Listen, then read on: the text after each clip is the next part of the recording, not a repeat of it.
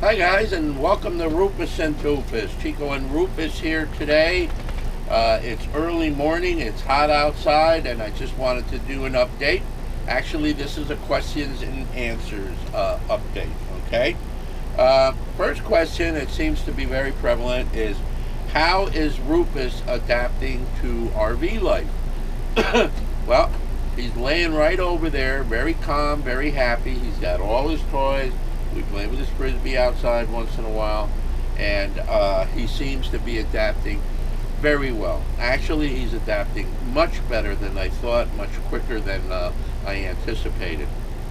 Now, Rupis was never really well trained on a leash because we used to go out and he was leashless on the dirt road and was able to run and such. So, when we got here, we had to really start getting more comfortable with the leash, right, Rupis?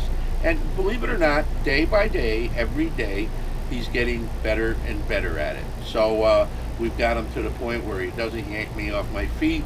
He walks with me nicely. I can get him to walk close to me, but I let him, extend the leash out so he can sniff, because he loves to sniff. So that answers that part about Rupis adapting to the rig very well. How is Rupis' skin problem? Well, I got to tell you, in Florida, it used to get aggravated often, and it got aggravated to the point where he was very uncomfortable. I have to admit that here, he's doing much better. Now, I don't know if that's because I don't let him run loose into the grass as much, or if it's a little bit of the climate, or if it's a little bit of the fact that he's in the rig more than he was in the house back where we were. So he's doing very well with that. He still has a tendency to, scratch a little bit, and the little chop that annoying thing, but not as much as before. And when we do, I put some chlorhexidine on him, and it seems to alleviate it to the point where he's comfortable again. So yes, 90% better. By the way, thank you for the concern on Rupis. I really do appreciate that. And another thank you to the shootist for the toys and the snacks that he sent, because Rupis really, really, really enjoyed it. How do I like living in the RV, and how do I like RV life? Well, I got to tell you, I absolutely love living in this RV. It's spacious, yet it's smaller than where I was. It forces you to be more organized, which I'm working on. I think that no matter how you try, if you haven't lived in an RV before full time, you are going to pack it up with things you don't need no matter what. It's just not going to be right when you move in, no matter how much effort you put in. So my advice would be do the best you can, and just realize that it's an ongoing process where you are going to eliminate things, add things, move things, rearrange things, the whole 9 yards. And it's going to happen for a long time. I've been here now a month and a half, every day doing something different, and I'm sure that it's going to be probably a year and a half or 2 years before I get it to the point where I'm absolutely going to be perfect with everything that I have in here. So that expect. And you know what? It's actually a fun kind of thing to do, because you do get rid of a lot of stuff. It's almost like cleansing your body of all this additional stuff that you have. What are my plans? I had mentioned this in another video. My plans right now are to remain here until the end of the month. And then I'm going to begin my trek to the west. And I don't know how far west I'm going to go, but I have plotted a route from here to Albuquerque, New Mexico. To this point, my goal is to get to Quartzsite by September or October. When I get there, will I stay? What will I do? I have no idea. How long will I stay at the stops that I'm going to make? I have no idea. Reason being is there's always something of interest, and the journey is just as important as the destination. I would like to end up in Pahrump sometime next year, and then that's in Nevada. And after that, probably go further north, and who knows, if finances allow and things go the way that I'd like them to go, which you know how that is, right? A lot of it is dream, and 90% dream, 10% reality. But wouldn't it be great to get up into Alaska someday? And that would be awesome. So that's that on that. How is my health? Well, I'm not going to say it's great. Okay, I did what I could to be in a healthier position to travel. I have been a little bit lax in my diet, which I'm going to tighten up a little bit. I think part of it was the newness, being here and wanting to go out and just kind of like pig out every place I went. So, that wears off, and I think I'll get back down to a high, what do you call it, low carb, high fat diet, so that I don't have to deal with any diabetic problems. So that's that on health. The leg that they did the operation on, either it's not completely healed yet, or it's worse off than when I let them work on it. So, one never knows. But hey, we're getting along, okay? Things could be a lot worse. I'm not wheelchaired, I'm not bedridden, so I am happy. I thank God every day, and I am trying to keep the most positive attitude I possibly can. And when I don't feel good, I take a pill. That's my new thing now. I don't really take a pill. Well, yeah, I do. It's it's jelly bean. So I grab a jelly bean, and that's my pill. That's my happy pill. It puts me in another state of mind. So try it out. You might like it. Yeah. Okay, so move on from there. Am I still going to downsize the rig? I got to tell you, I think I am. That is going to be dependent on my finances. And it's also going to be dependent on finding a buyer for Guz and finding the correct rig that I want. Now, when I say downsize, Guz is 36 feet long, and he's quite large. He's big.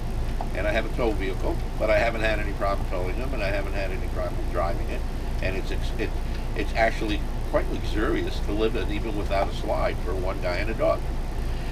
Why do I want to downsize? Well, I want to downsize because I think that now that I've lived in a rig, I think my thing about RVing is to be more mobile and less stay put in one spot. Okay, that's what I'm discovering. So I think a smaller rig would allow me to do that more efficiently. Will it be as comfortable to live in? I hope it would be. But there's going to be sacrifices when you go from 36 to 30, and there's going to be more sacrifices when you go from 36 to 25. So I think maybe a 26-foot rig would be in my future. I was never really a big thing around slides, but a slide in the right location would be fine. Not in the bedroom, though. I don't like those bedroom slides that don't allow you to use the bed without the slide open. So yes, I'm still considering downsizing. No, it isn't going to happen quickly because I have to adjust my finances for that, and the right opportunities have to happen. One thing I can tell you about Guz that probably won't be true of anything I buy, and that is that right now, after all the time that I spent on it, that year and a half when we weren't on the road, I worked on it almost every day, and everything works perfectly. Everything. I mean, I changed the circuit board in the heater, I changed the circuit board in the water heater, I changed the Intellitech battery controller isolator circuit board there, changed the solenoids, everything works great there. So those are, stuff that you really need. Everything works really well. Chassis, everything's been taken care of, the brakes are in great condition, they were to start with. I mean, I can't complain. I put a new antenna in, that's much better than the one that was there. I'm going to be putting in a fantastic fan. I put 2 brand new vent caps on the stacks for the tanks, which are cyclone vents. I sealed all the cracks and stuff that were on the roof that really weren't leaking anyway. So I mean, I did a ton of stuff. Way too much to even mention. Little things in here, just a ton of stuff. If you guys watched the video, you know. So it's going to hurt a little bit getting rid of it, the VIG or selling it, but whoever buys it's going to get one hell of a good deal, I'll tell you that. The only thing I have to fix now is, and I've been putting it off because I wasn't driving the rig, it's not a biggie, is my blower motor on the dash for the, like in your car where you have your blower motor. One of the speeds doesn't work, and I tracked it down to the resistor pack that's in there where the blower is that controls the air, high, low, whatever, medium. And that's a $16 part. I got to order it, put it in. Right now, my front seat has some clutter on it. I do use it for storage, and that's where I need to work, so I haven't touched it yet. But I will. In my travels within the next month or so, I'm going to fix that. The Jeep. a lot of people have concerns about me towing the Jeep and how it's not, you can't do that and you have to disconnect this and disconnect that and be careful of this and be careful of that. Well, I gotta tell you, it's a 2008 Jeep Wrangler, okay? It's four-wheel drive. It's a standard transmission, 6-speed. According to the manufacturer, the vehicle manufacturer, there are some criteria that have to be met before you move. But I gotta tell you, a lot of you guys are way off on what's going on with that towing. The only thing I have to do, okay, is I have to put the key on, which I have made a key, which is a dud key. It will not allow the vehicle to start, but it will unlock the steering. So that's one thing you have to do: unlock the steering. You have to drive it forward for about 15 or 20 feet, okay, in two-wheel drive. That's it. That disconnects everything up front there, okay? And then you slip it into neutral on the transaxle lever, okay? You put your transmission second gear, okay? Now you are completely in neutral.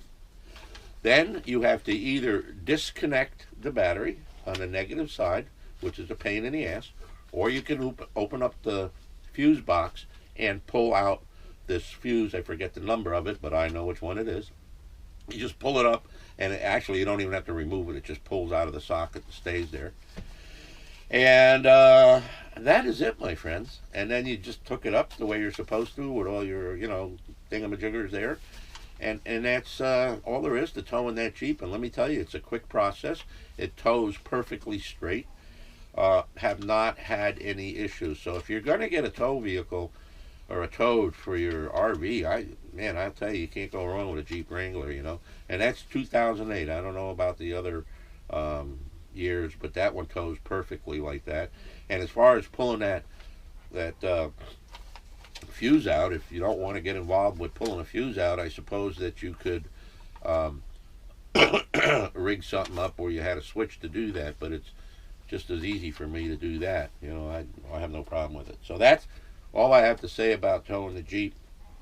I love it. It does a great job for towing.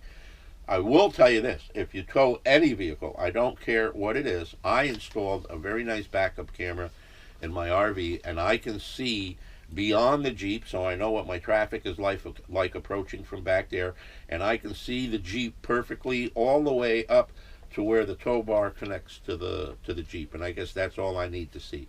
If I go too far down, I lose my rear range, but that would show me the hitch. I don't need to see that. All I need to know is that Jeep is still there, towing straight, and there aren't any tires falling off, and there aren't parts going anywhere, and there isn't any smoke. So I'm happy. Get a camera. You won't be sorry. It'll take all that stuff that gives you indigestion out of your mind there. You'll be a lot happier with a camera. Let me see. Also, what else? Something new. I Saturday went out and took a ride, and really kind of a nice day. Just wanted to mosey around, see what was going on, and I happened to go by a Ford dealership, and I was looking at trucks just for the heck of it because I had a truck and I wanted to see what they had to offer this year. Do you know that a new truck, a Lariat from Ford, four-wheel drive, right, loaded? I call it loaded. Had some really nice features. Do you know that truck cost $61,000? And there were other trucks in the lot that were up around $63,000, $64,000, $65,000. I couldn't believe it.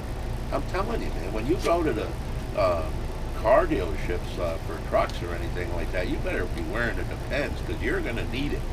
I couldn't believe that. Not that I'm on the market for a truck or anything, but it was something to do for the day. And hey, I found out what I wanted to find out, and that is that I cannot ever afford a brand new truck.